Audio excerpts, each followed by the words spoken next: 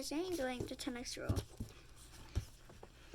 Most businesses fail because they're unable to sell their ideas, products, and services at prices high enough to sustain the company and fund its activities.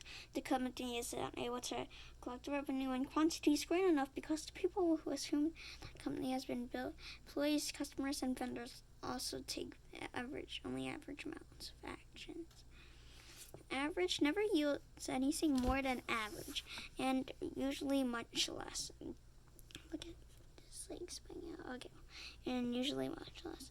Average thinking and actions will only guarantee you misery, uncertainty, and failure.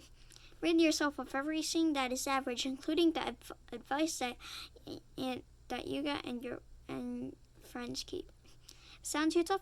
Remember that success is your duty, obligation, and responsibility. And since there's no shortage of success, any apparent limitations that you are experiencing might simply be the result of thinking and acting average. Rid yourself of every concept of average. Study from considering average as an option. Study what average people do, and prohibit yourself and your team from considering average as an option. Surround yourself with exceptional thinkers and doers. Let your friends, family, and work associates know that you treat average like a terminal disease. Remember, average anything will never get you to an extraordinary life. Look up the word average and see what it holds for you. Typical, ordinary, common. It should be enough to abandon the concept from all your considerations. So, if you want to succeed, or you just want to change your lifestyle or something like that, or you want to do something that's hard for you or something like that, then you must be doing it averagely. To succeed in something, unless it's just 1 + 1.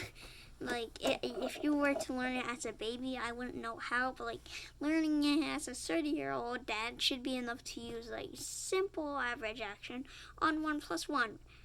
But if you had to solve a bunch of math problems, you'd have to do massive action and get your quick thinking brain on, instead of doing 30 + 1 million.